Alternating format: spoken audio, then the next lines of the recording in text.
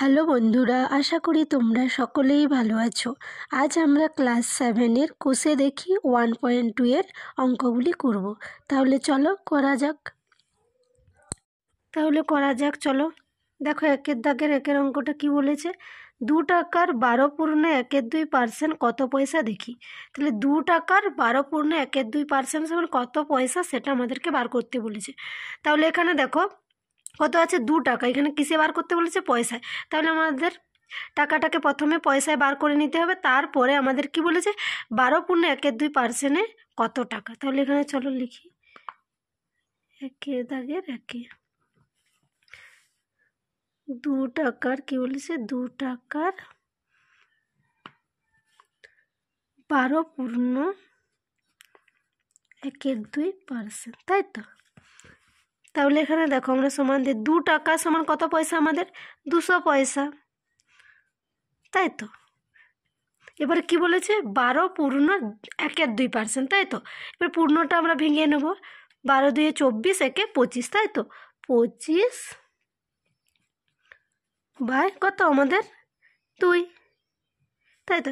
এখানে দেখো আমাদের পার্সেন্ট আছে, ঠিক আছে, শতকরা আছে। এখানে যদি শতকরাকে যদি আমরা সংখ্যায় বার করি তাহলে আমরা কিন্তু 100 ভাগ হয়।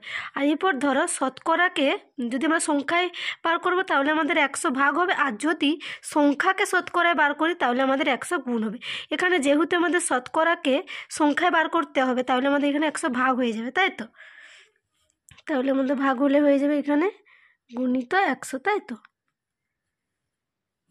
তাহলে চলো কাটাকাটি করা যায়। 0 0 কেটে গেল, 2 2 কেটে গেল, সমান কত 25। তাহলে আমাদের হয়ে গেল 25 পয়সা।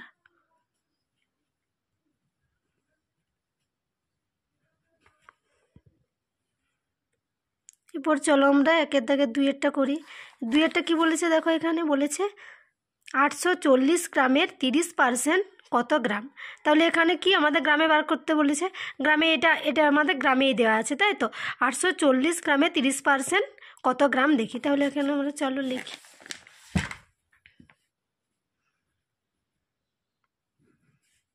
দেখবো হচ্ছে 840 কি গ্রামের 30%, তাই তো।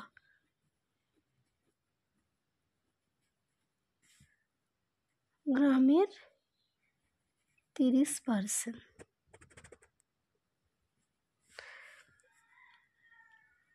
এখানে কি বলেছে 840 গ্রামের, এর আছে মানে আমাদের গুণ হবে এইখানেও। কিন্তু দেখো এটা আমি বলতে ভুলে গেছি, 2 টাকার কি বলেছে 12.12%, এর আছে 2 টাকার এর আছে বলে আমাদের এটা কি গুণিত হয়েছে, তাই তো। তারপর আমরা করেছি সেম এইভাবে এখানেও হবে। কি হবে 840 গুণিত কত হবে, এরপর কি বলেছে 30%। তাহলে এখানে আমাদের কত আছে, শতকরায় আছে। এরপর শতকরাকে আমাদের কি সংখ্যায় বার করতে হলে 100 ভাগ, আগের মতোই। তাহলে আমরা কি করব 30 বাই কত 100। 0 0 কেটে গেল, তাহলে কি 3 4 12, 2 3 24, একে 25। তাহলে হয়ে গেল আমাদের 252 গ্রাম। চলো এরপর একের দাগে 3-এর অঙ্কটা দেখি কি আছে। 3-এরটা কি বলেছে দেখো, বলছে 25 টাকার 8% কত টাকা দেখি। দুটোই টাকায়, মানে দুটোই টাকায় বার করতে বলেছে, ঠিক আছে। 25 টাকার 8% সমান কত দেখি, কত টাকা আর কি। 25 টাকার 8% কত টাকা দেখি। তাহলে চলো বার করি। তাহলে আমরা এখানে লিখতে পারি,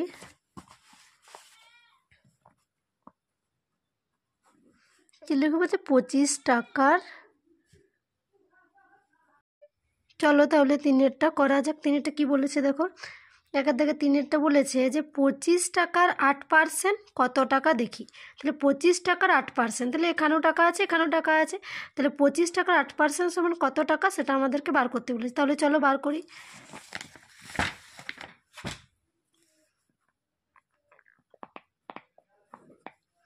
কি বলেছে 25 টাকার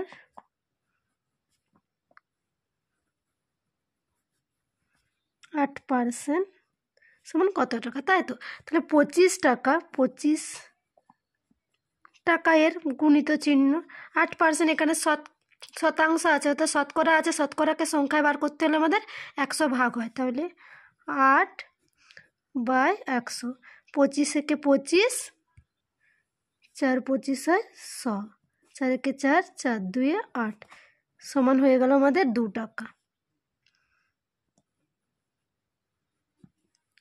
তাহলে চলো এবার পরের অঙ্কটা করা যাক। পরের অঙ্কটা কী বলেছে দেখি।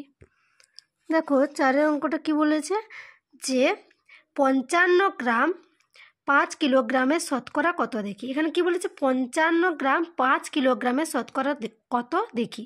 তাহলে এখানে 55 এটা কি গ্রাম, গ্রামে আছে, এটা কি 5 কিলোগ্রামের শতকরা কত দেখি। তাহলে এটাকে আমাদের 5 কিলোগ্রামটাকে কি সব ছোট একক কত আছে, গ্রাম। তাহলে আমাদের কি 5 কিলোগ্রামটাকে গ্রামে বার করে নিতে হবে। চলো তাহলে করা যাক। তাহলে চলো চারেরটা করা যাক। দেখো এখানে আমাদের কি বলেছে, 55 গ্রামের 5 কিলোগ্রামের শতকরা কত গ্রাম। তাহলে 55 গ্রামের, তাই তো, 55 গ্রাম কি বলেছে, 55 গ্রাম 5 কিলোগ্রামের কত শতকরা কত।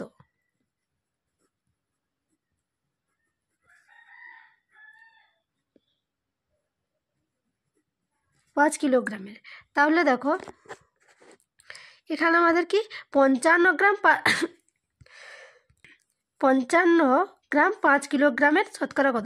তাহলে কেন তোমরা আগেই জেনে এসেছো যে কিলোগ্রাম, হেক্টোগ্রাম, ডেকাগ্রাম, গ্রাম, ডেসিগ্রাম, সেন্টিগ্রাম, মিলিগ্রাম, সংখ্যার পরে যত ঘর বাড়বে তটা করে আমাদের কি শূন্য বেড়ে যাবে। এখানে ধরো একটু দেখিয়ে দিচ্ছি। ধরো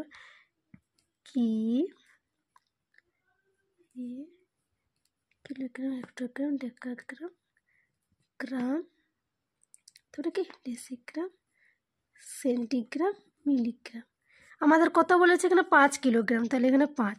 এবার কত বলেছে, সবচেয়ে ছোটো একক কত, গ্রাম। তাহলে গ্রাম পর্যন্ত আমরা শূন্য, তাহলে 5-এর কটা শূন্য হলো, 3টে। তাহলে আমাদের কি হবে, 5 কিলোগ্রাম সমান কত গ্রাম, 5000 গ্রাম, তাই তো। তাহলে এখানে দেখো আমাদের মোট হচ্ছে কত গ্রাম, 5000 গ্রাম। তাহলে মোট পরিমাণটা হচ্ছে আমাদের কত, 5000 গ্রাম। তাহলে 5000 গ্রাম হচ্ছে আমাদের মোট পরিমাণ, তাই তো। এবার কি বলেছে, 55 গ্রামের শতকরা বার করতে হবে। 55 গ্রাম, 5 কিলোগ্রামটা আমাদের হচ্ছে মোট। এরপর বলছে 55 গ্রাম 5 কিলোগ্রামের শতকরা কত। তাহলে এখানে আমাদের লিখে নেব 55 গ্রাম। কি বলেছে, শতকরা। এবার শতকরা বার করতে হবে কত, 100।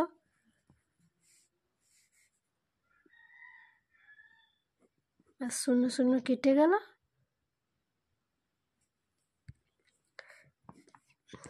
11 5 50। তাহলে আমাদের হয়ে গেল কত, 11/10, তাই তো, 11/10। এটা আমরা কী করবো, এরপর দশমিকে বার করলে কি হবে, এই দশমিকে বলছি, যদি আমরা এটা পূর্ণ বার করি কি হবে, 1/10, তাই তো হয়ে গেল। চলো এবার পরের অঙ্কটা করা যাক।